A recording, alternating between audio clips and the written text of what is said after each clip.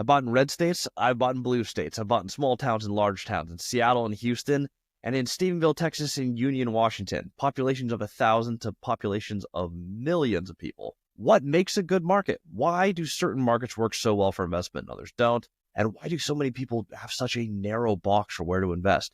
I'm going to show you how to find properties in your area, regardless of where you live. Find the right markets. In this video, I'm going to share with you the most important thing you need to look for, pitfalls that you run into, and how we've had so much success in so many markets. If you're feeling stuck on where do I invest, you have analysis paralysis, you're trying to make that decision, by the end of this video, I believe you're going to be able to find a market very close to where you live. If you're new to the channel, my name is Christian. I have bought hundreds of rental properties starting with $0 because $0 was, in fact, the budget. I didn't have friends or family who were in real estate who had money, so I had to play this game from scratch. Why do we make so much money in so many different market types? Because there are simple rules you can follow in any environment to make money in real estate.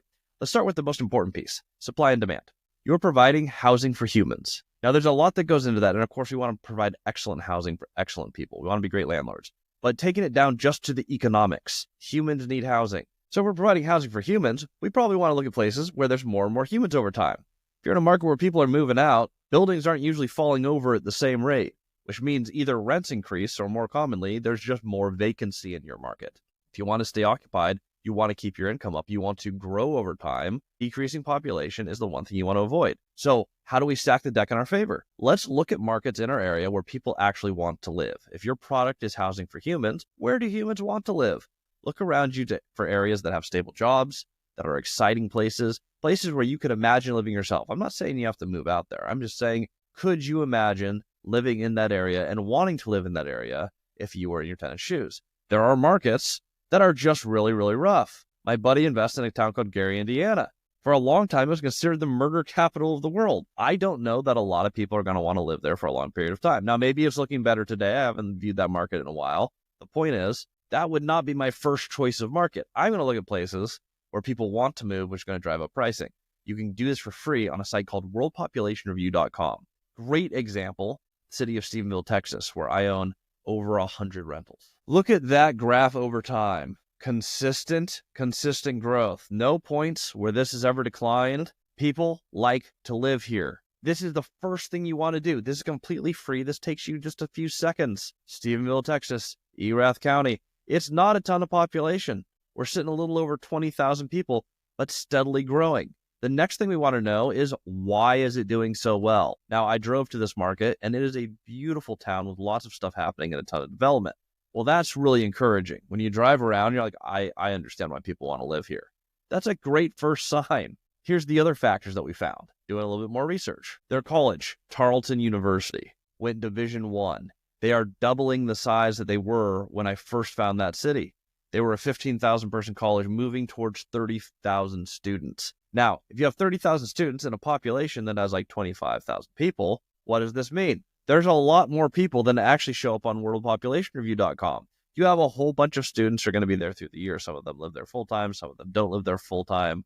But your population is growing. You're going to have jobs. Students come in. They consume a bunch of food. So you see restaurants popping up everywhere. You have a whole bunch of cattle industry there that's been there historically for a very, very long time. It's the dairy capital of Texas. And Amazon's building a new distribution center right there. So when you're driving the market, you're seeing Amazon building buildings. You're seeing a well-established community with a long, long history and stable jobs. You're seeing a growing and exciting university that's doing very well in their sports programs. All of these come together to look like a very stable market. People want to live here. It's a beautiful place to live. It's a fun town. The college is going off. New buildings and new businesses are moving into town. When you look at a market like that, you go, I wonder what will happen to housing over time here as population continues to grow? Answer, prices have to go up. There's not enough development going in right now to maintain the demand of the college. Students need more housing, and if students get more housing, that displaces some of the elderly tenants who also need a great place to live and a great landlord to offer it.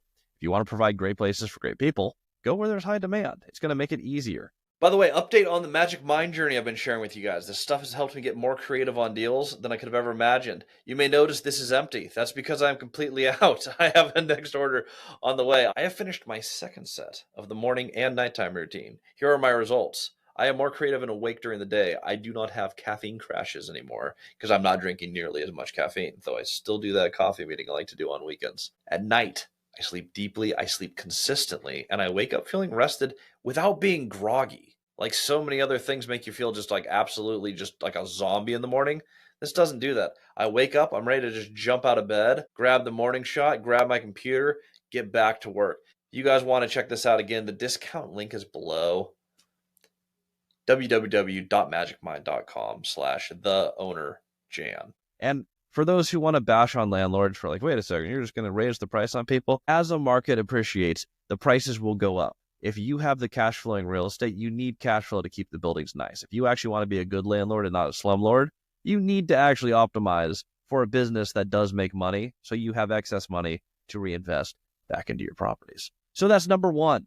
We look at population growth and we look at job stability. So what do we want to avoid? I want to avoid markets that are absolutely on fire hot, all over the news, very, very publicly. Companies are coming in. Do you know what that means? All the big investors, all the pros already knew about all this and have scooped up most of the deals. They're usually inflated markets and they've been overbuilt. Remember supply and demand?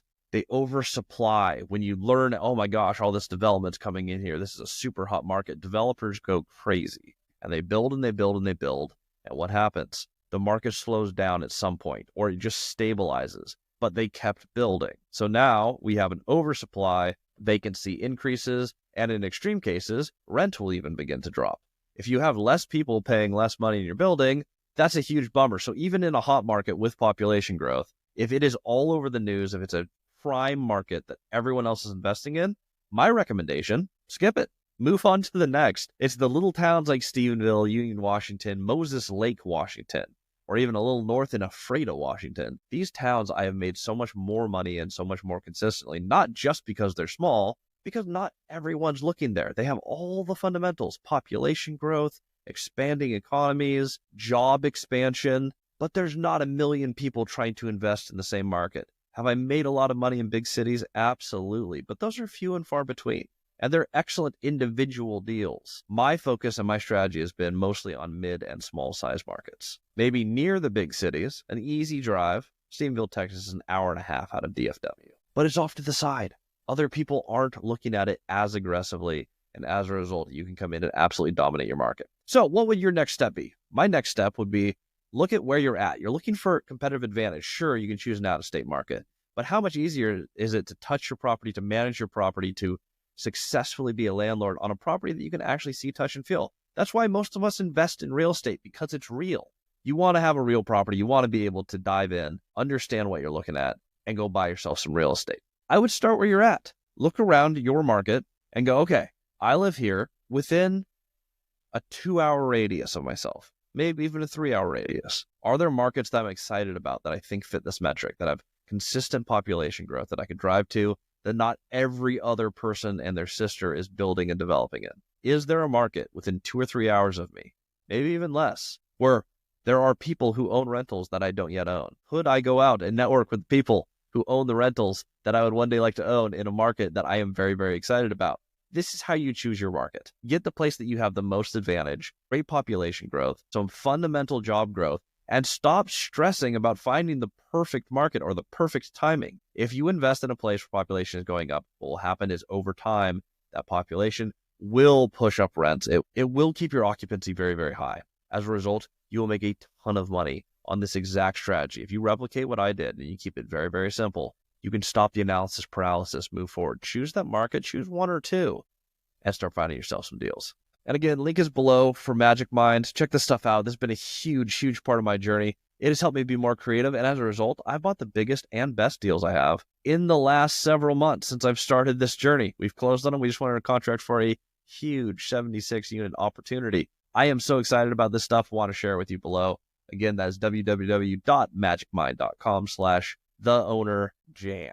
Link below in the description. I'll see you all in the next episode.